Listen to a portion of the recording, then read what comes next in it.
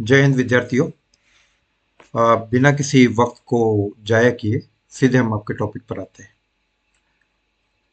Basically ये class राजकीय बंगट महाविद्यालय के एमए फर्स्ट सेमेस्टर के विद्यार्थियों के लिए है, जो कल दिनांक 11 दिसंबर को एनईपी प्रणाली के तहत अपना मिड टर्म टेस्ट देने जा रहे हैं।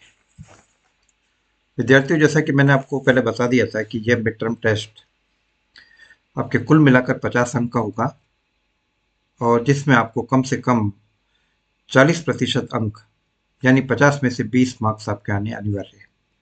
2 घंटे का ये लिखित प्रश्न पत्र है, और इसमें आपको दो हिस्से में आपका पेपर होगा, खंड ए और खंड बी। खंड ए के अंदर 2 नंबर के 10 क्वेश्चन होंगे, जो मैंडेटरी है, कंपलसरी है। और खंड बी में 3 यूनिट में से हर यूनिट में से 2 क्वेश्चन, और 2 में से 1 करना अनिवार्य है। तो कुल मिलाकर 10 नंबर के 3 क्वेश्चन 30, और खंड ए से 20 मार्क्स का यानी 50 मार्क्स का ये पेपर होगा। तो विद्यार्थियों, कल 11 दिसंबर को जो आपका पहला पेपर है, उसकी 3 यूनिटों के बारे में मैं आपसे कुछ चर्चा करता हूँ। बेसिकली कोशिश ये रहेगी कि अब तक आपने जो अध्ययन किया है परीक्षा के हिसाब से, उसको रिव्यू करने में आपको मदद मिले और पेपर को समझने में मदद मिले। पहली बात तो मैं आपको ये बताऊंगा कि पेपर में कोई भी चीज़ खाली नहीं छोड़नी है। अपने ज्ञान का प्रयोग करते हुए कुछ न कुछ अवश्य लिखिए। तो यह आपका प्रश्न पत्र 3 यूनिट में से है, बेसिकली जिसके बारे में मैंने आपसे पहले चर्चा की थी। आज जैसे मैं आपसे सबसे पहले आपका जो फर्स्ट यूनिट है, यानी आपका यह पेपर, जिसका नाम basically introduction to tradition of the history writing, introduction to tradition of the history writing, इसको हिंदी में कहते हैं इतिहास लेखन की परंपरा का परिचय। जिससे बेसिकली आपको यह देखना है कि हर युग में किस प्रकार से इतिहास लेखन किया जाता था। तो सबसे पहले आपकी पहली यूनिट में जो बात हो रही है, आपकी पहली यूनिट में इतिहास लेखन की प्राचीन परंपरा के अंतर्गत यूनानी, रोमन और चीनी इतिहास के बारे में और भारतीय इतिहास लेखन की प्राचीन परंपरा के बारे में विवेचन किया गया है। तो इसके बारे में आइए हम कुछ चर्चा कर लेते हैं। तो सबसे पहले आप ये जानिए कि इतिहास लेखन क्या होता है। What is historiography? इतिहास लेखन का शाब्दिक अर्थ इतिहास लेखन की कला से, यानी इतिहास को किस प्रकार से लिखा जाए।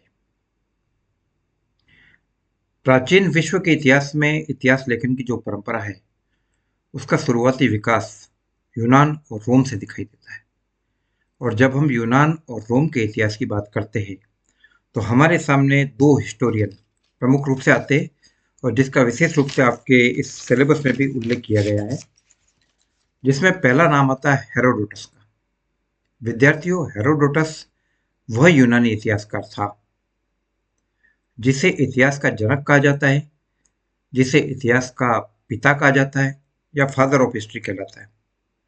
इसका जो टाइमिंग है, 484 से लेकर 430 ईसा पूर्व, यानी कुल मिलाकर 54 ईयर, यानी लगभग लगभग 54 साल का इसका टाइमिंग था। और इसके बारे में कुछ चीज़ें आपसे जैसे पूछी जा सकती है कि इतिहास का पिता कौन है। तो आपको ये ध्यान होना चाहिए कि इतिहास का पिता हेरोडोटस है।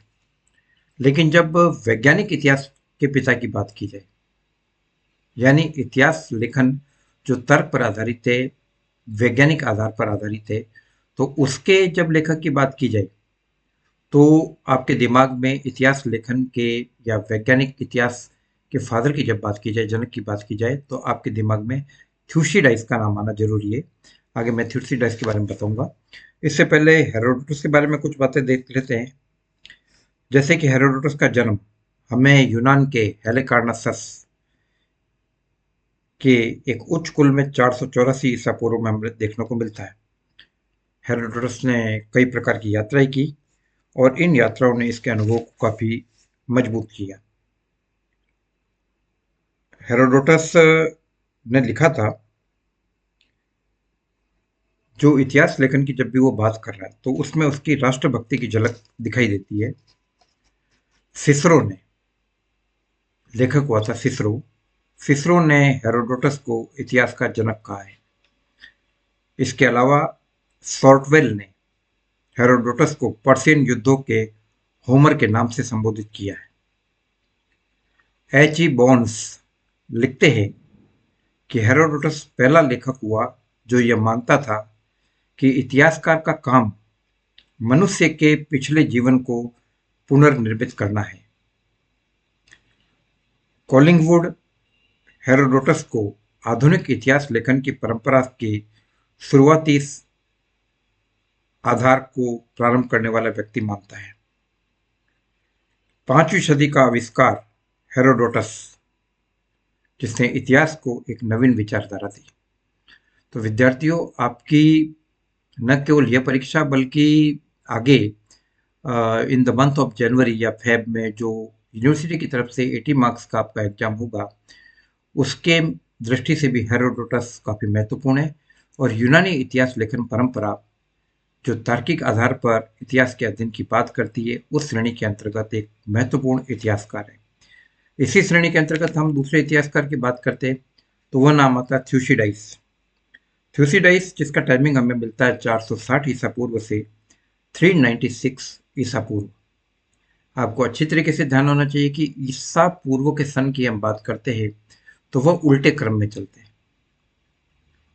यानी अगर आज हम ये कहते हैं कि हम 2024 ईस्वी में है, तो इसका मतलब ये कि ईसा मसीह की पैदाइश हुए 2024 साल हुए और उससे पहले का जो हिस्ट्री है वो ईसा पूर्व का काल है। तो थ्यूसिडाइस का टाइमिंग था 460 से 396 ईसा पूर्व। थ्यूसिडाइस की एक महत्वपूर्ण कृतियों में जानी जाती है पेलापोनेशियन युद्ध का इतिहास, हिस्ट्री ऑफ द पेलापोनेशियन वॉर। यह थ्यूसिडाइस की काफी महत्वपूर्ण रचना थी और थ्यूसिडाइस के ऊपर हेरोडोटस का काफी प्रभाव था। उसने हेरोडोटस के पर्शियन युद्धों का इतिहास पढ़ा और इसके अलावा काफी बातें ऐसी थी जो हेरोडोटस के बारे में महत्वपूर्ण थी। और जहां वैज्ञानिकता और तर्क की बात थी, उस परंपरा को इतिहास में शुरू करने का श्रेय हेरोडोटस ने ही दिया। तो दो महत्वपूर्ण चीजों को आप ध्यान रखिए, हेरोडोटस को और थ्यूसिडाइस को यूनानी इतिहास लेखन की परंपरा में। आगे की कक्षा में मैं आपसे फिर बात करूंगा